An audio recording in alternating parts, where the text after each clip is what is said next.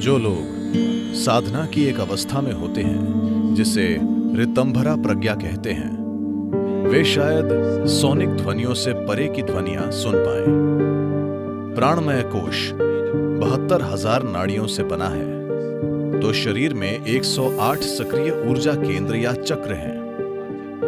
तो इंसानी सिस्टम को जागृत करने का ये आयाम इन 108 ध्वनियों के प्रयोग से मानव तंत्र को उसकी परम संभावना तक विकसित करने के इस आयाम को नाद योग कहते हैं।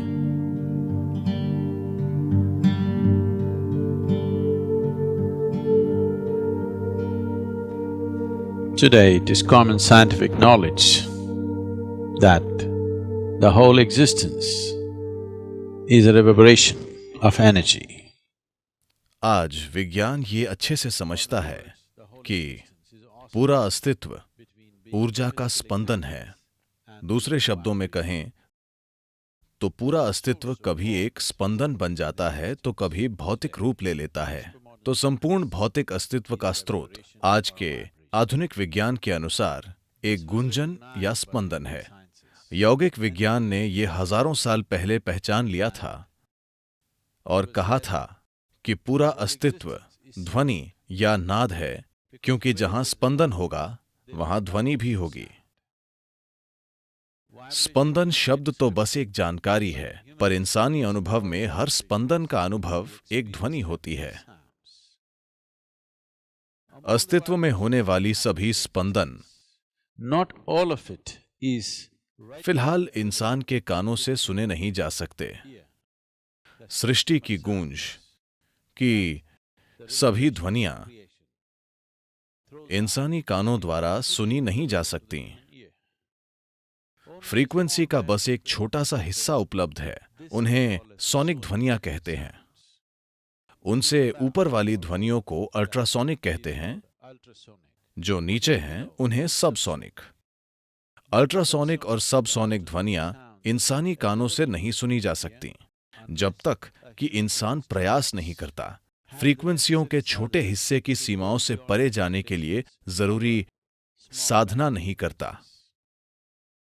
जो लोग साधना की एक अवस्था में होते हैं जिसे ऋतंभरा प्रज्ञा कहते हैं, वे शायद सोनिक ध्वनियों से परे की ध्वनियां सुन पाएं, पर ज्यादातर मनुष्य फ्रीक्वेंसियों के इस छोटे हिस्से तक ही सीमित हैं।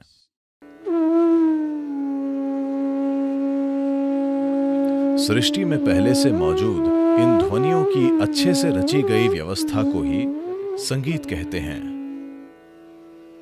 विशेष रूप से भारतीय शास्त्रीय संगीत इंसानी सिस्टम की गहरी समझ पर आधारित है, क्योंकि हमारा हर अनुभव वाकई हमारे अंदर ही हो रहा है। प्रकाश और अंधकार हमारे अंदर घट रहा है, ध्वनि और मौन हमारे अंदर हो रहा है, खुशी और दुख हमारे भीतर हो रहा है, पीड़ा और आनंद हमारे भीतर हो रहा है। हर इंसानी अनुभव सिर्फ हमारे भीतर ही होता है, ये कभी भी हमसे बाहर नहीं घटता, क्योंकि हम खुद अपने अनुभव का आधार हैं। हमारा हर काम हमारी अपनी प्रकृति पर आधारित होता है।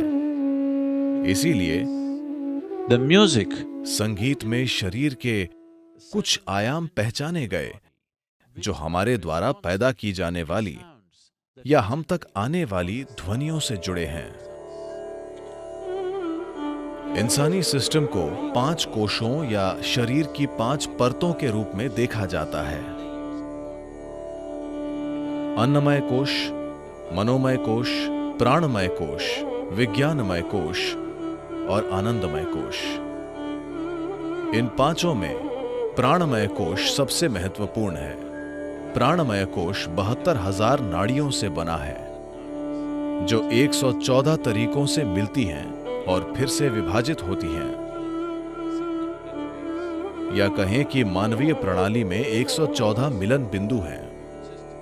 इनमें से 2 भौतिक प्रकृति से बाहर हैं और 112 अंदर हैं। इन 112 में से 4 काफी हद तक निष्क्रिय हैं। तो शरीर में 108 सक्रिय ऊर्जा केंद्र या चक्र हैं। इन 108 को इड़ा और पिंगला के रूप में दाएं और बाएं में बांटा गया है। दोनों ओर 54 बटे हुए हैं। इसी आधार पर हमने 54 ध्वनियों की संस्कृत वर्णमाला बनाई। ये 54 ध्वनियां पुरुष और स्त्री प्रकृतियों की 2 अभिव्यक्तियां हैं। ये 108 ध्वनियां, These 108 sounds, these 54 in two different… इनकी 2 अलग अलग अभिव्यक्तियों का 108 के बराबर होना, इसका अपना महत्व है और संगीत का पूरा सिस्टम इन 108 से ही विकसित हुआ है।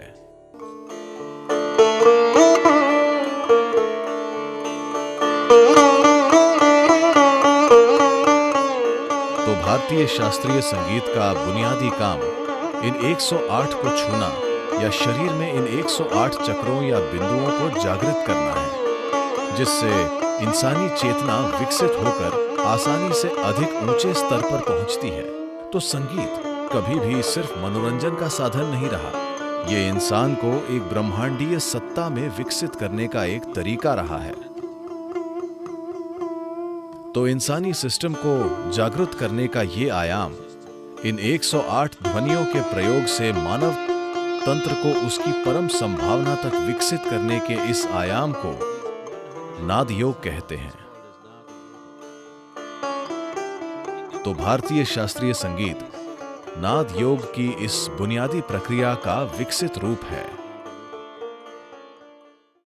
अगर कोई जरूरी भागीदारी के साथ संगीत सुनता है या खुद को उस प्रक्रिया में शामिल कर लेता है जिसे हम शास्त्रीय संगीत कहते हैं, तो इसे सिर्फ शरीर में मधुरता नहीं आती, इससे सिर्फ भावनाओं में मधुरता नहीं आती, ये चीजें भी होती हैं, पर ये एक तरीका है जिससे जीवन के विवश करने वाले चक्रों से बाहर निकलकर और उनसे परे जाकर स्वतंत्रता और मुक्ति की एक परम प्रक्रिया प्राप्त की जा सकती है।